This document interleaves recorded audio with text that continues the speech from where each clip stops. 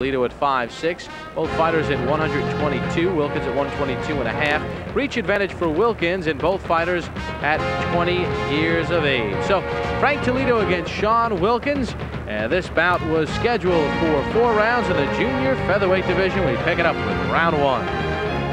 So we get set for 4 rounds in the junior featherweight division. The referee is Randy Newman. Frank Holy Toledo out of Paterson, New Jersey, 4-2. There is Holy Toledo, 20 years of age, 122 pounds. In the other corner, in the black and gold trunks, Sean Wilkens, also out of Paterson. He is also 4-2. He is also 20. Round 1 scheduled for 4. And Wilkens putting on the pressure early on to Toledo. And being given the ages of the fighters and where they've been in their careers so far, this promises to be an action bout. Toledo will have to overcome a little reach disadvantage, and yet he's got the southpaw style in his favor. Well, Toledo wearing the blue trunks. Sean Wilkens in the black and gold. Round 1 scheduled for 4. These fighters are junior featherweights. That right hand just missed by Wilkens. He's trying to time Toledo. He's just getting over the top with that shot. And referee Newman steps in. 1 minute gone by here in this first round. Wilkens very wild, very awkward style, and it seems that Toledo has figured out Wilkens' style a little bit, and he's making Wilkens miss. Well, he's trying to get underneath the shots by Wilkens, and Wilkens is right hand happy so far. It's such an obvious target for him. He's a little bit too intent on that.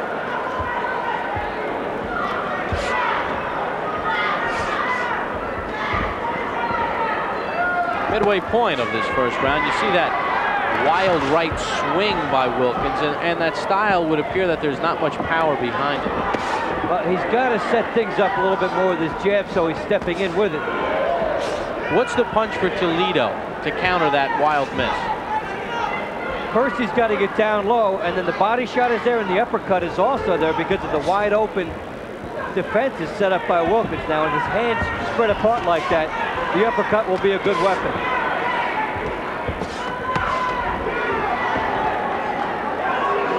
Headbutt might be the weapon for one of these fighters. Their heads are coming together quite a bit. Good body shot there by Toledo. It was a left to the body. Frank Toledo in the blue. Sean Wilkens in the black trunks. This is round 1 of a scheduled 4-round junior featherweight bout.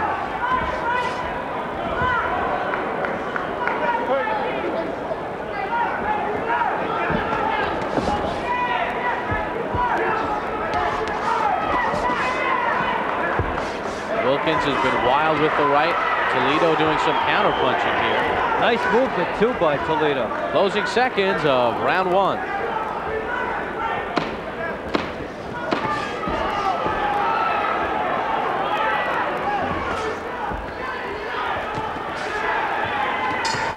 Round of a scheduled 4-round junior featherweight bout. Bob Papa along with Dave Wafi Bontempo. Glad you can join us.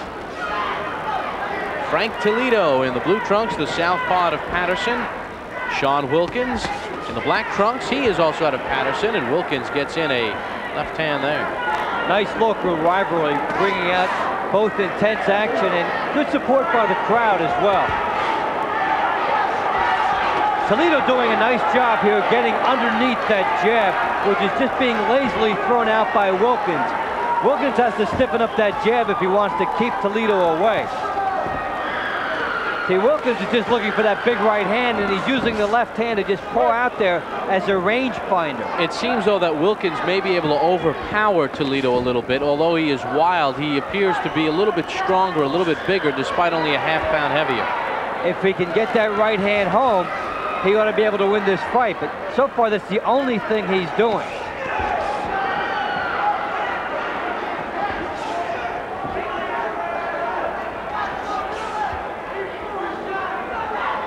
Wilkens starting to go to the body just a little bit more, which he'll need to do.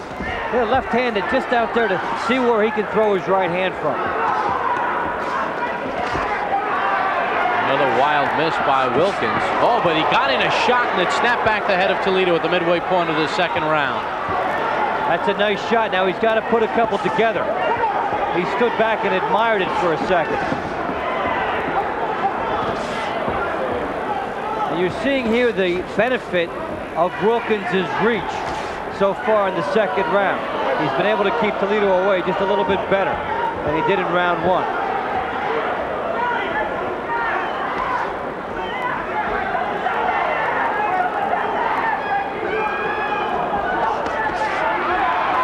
Left hand by Toledo. And Wilkens appears quite tired. He is kind of gasping for air.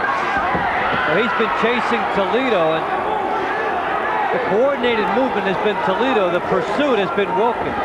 And don't forget, sometimes missed punches are just as tiring, if not more, than anything else. In this case, perhaps the body shots of Toledo taking some effect also in this fight. It's been a good pace on top of everything else.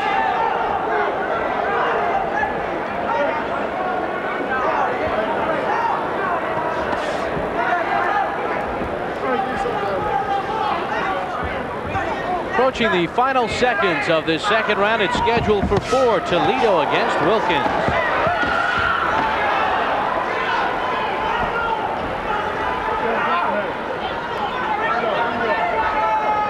Here at Wilkens' game plan, which is the big right hand. That was his best shot of the fight, but he did not follow it up. And we begin round number 3 of this scheduled 4-round junior featherweight bout. Sean Wilkens in the black trunks, Frank Holy Toledo in the blue. Dave, how do you have it scored through the first 2? Each fighter winning a round, Toledo getting the first round, and Wilkens coming on strong in round number 2. And Toledo coming forward a little bit there. Good combination by Toledo. In the second round, when Toledo did get inside the jab of Wilkens, he didn't throw enough punches. That was one thing his corner was admonishing him about between rounds.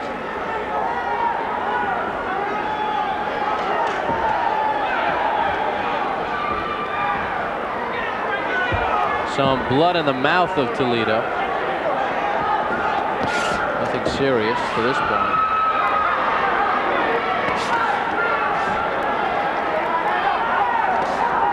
Body shot by Wilkens.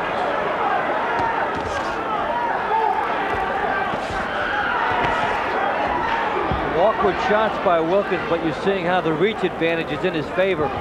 He's been winning these exchanges in close.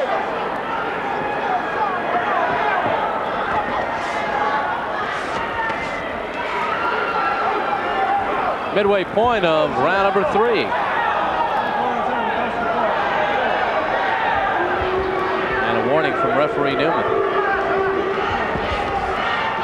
And an appropriate one as Wilkens getting tired and holding on behind the head before he throws. Nice left hand by Toledo. Been a lot of neat little interesting momentum shifts in this fight. Fighters get control, but not more for, say, 40 to 45 seconds at a time. Wilkens in the black trunks has the raw power. Toledo appears to have the more advanced boxing skills. And he's been a little bit more versatile from a style standpoint in this fight.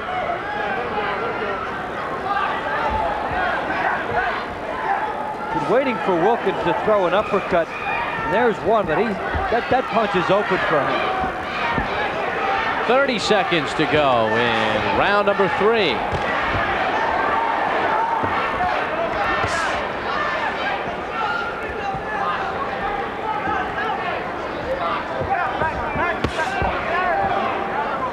Toledo blocked most of that one. Final seconds of this third round. We'll be back with the 4th and final round.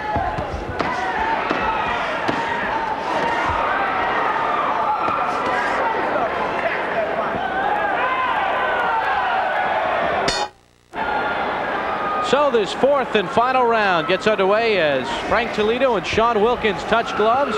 Very close fight as we head into this final round of the junior featherweight bout. It's one of those fights that can have heartbreak written all over it, as well as draw, given the nature of the distance of the fight. Wilkens has lost his mouthpiece. In the state of New Jersey, the mouthpiece will be placed back in when there's a lapse in the action. Now, I don't know if there was really a lapse there, but referee Randy Newman decided to put the mouthpiece back in.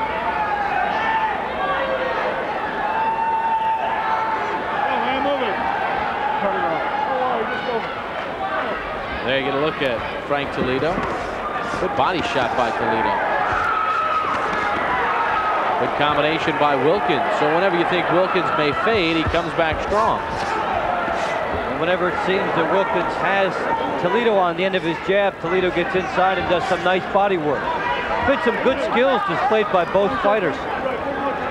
One more warning for Wilkens. He has used his forearms quite effectively. The old forearm shiver. Little forearm shiver. Barcelona Bob, the football man. But, good combination there.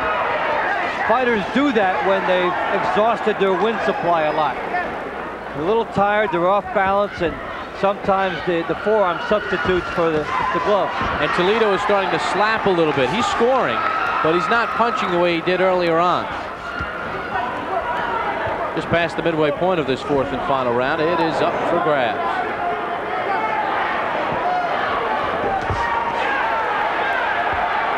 Little step there by Toledo to score.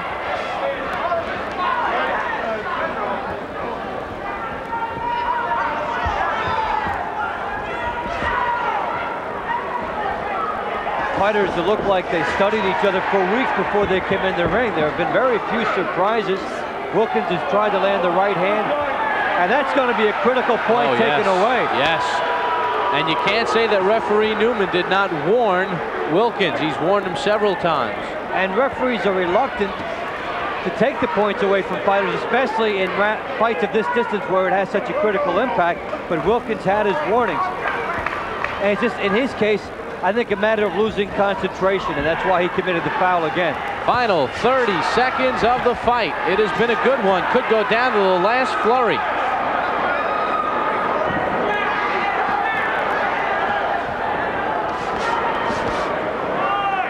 And there he's doing it again. Wilkens trying to save his breath here by pushing down his opponent and slowing the fight up. This is it. Closing seconds of the fight. It will be tough to score, and that 1 point that Wilkens lost could be big. And Toledo finishes strong. And these two Patterson natives jaw and then hug. They look like they could go another 4. Like that was just a warm-up, really. Both fighters at 4-2. Did that man, Sean Wilkens, go to 5-2? I think the point he lost in the last round cost him. There is Frank Holy Toledo. He is also 4-2 with 1 knockout. 122-pound fighter, 20 years of age, and Wilkens also at 20. Well, if Wilkens does lose the fight because of that point, it's a good lesson to learn early in his career about the fouls. Sometimes if you get the slack early in your career, then get into a big fight and something gets taken away, as it did Hector Camacho recently, it can be bad for you. Well, Sean Wilkens was warned for forearms on numerous occasions. Let's see it here. And holding and hitting as well. Right there. So that 1 point could give that man, Frank Toledo, a nice victory. Two good-looking young fighters, though. And fought a nice 4-round fight. Looked like they were at times in condition to go 6. Let's hear what our ring announcer, James Murata, has to say. Here is the decision of the judges. Judge Eugene Grant sees the fight 40-35. Judge Deborah Barnes, 39-37. Judge Al DeVito, 40-36. All for the winner by unanimous decision, Frank Holy Toledo. Well, Frank Holy Toledo wins what is a lopsided decision on the scorecard of the judges. Toledo, a unanimous winner over Sean Wilkens. He is now 5-2. Holy Toledo, he won. Frank Toledo wins a unanimous decision. Regilio, Weekly Magazine of Boxing News. Brought to you tonight by Ace Hardware Corporation. Ace is the place. Well, Al, the Mirage will be the place on June 28th. Yes. Razor Ruddock and Mike Tyson are going to do it again. Yeah, they did it once before, didn't they? But they didn't do all of it before, I guess, at least as far as some people are concerned. Well, Murad Muhammad and Razor Ruddock were very mad at Richard Steele for stopping that bout, but maybe they should thank him because that may have led to them getting the rematch on June 28th. That fight had been stopped a couple of rounds later or earlier. It might not have created the kind of furor it did, and now Ruddock has another shot at Tyson. So in retrospect, as we mentioned, Richard Steele's stoppage of the fight will make Razor Ruddock probably another $1 million. It will indeed, and give him another shot at Tyson, and if he can find a way to use that right hand occasionally, he might give himself a better chance, but it's going to be a tough night, tough for Ruddock to overcome Tyson even then. And of course, the question is, will the public buy it? Speaking of guys who are looking for another chance, Calvin Grove was once a champion. He is looking for another chance, and he took a bit of a stepping stone. The other night, he defeated Dennis Cruz, yet another Cruz. We'll be seeing Stevie Cruz a little bit later, but he did it in impressive fashion here. He really did, and Calvin Grove showed that he is still a credible junior lightweight / featherweight, depending on which weight he decides to fight at. He has great skills, that great uppercut. You've done his fights before. He is a boxer who could climb back into world contention. So a winner for Calvin Grove, and he did so in impressive fashion. He does seem to be a guy now who has his mind back on business. Yeah, I think he does, and that's important for him because he has the skills if he can stay dedicated and stay active. Very quickly, Al, a note on Iran Barkley.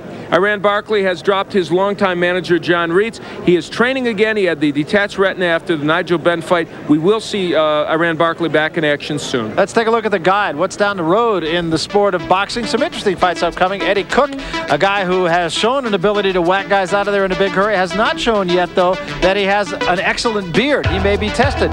Vince Phillips and Mike Stinger Johnson. Johnson looking to make a bit of a comeback, too. He lost his last fight up in Gardnerville. That was on July 4th.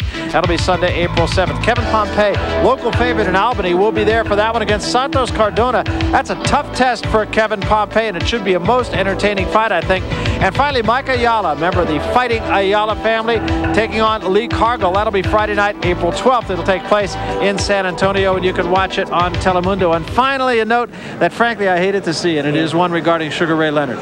Well, Sugar Ray Leonard reported in the Los Angeles Times kind of late in the game that last year when his divorce proceedings were going on, his wife in a deposition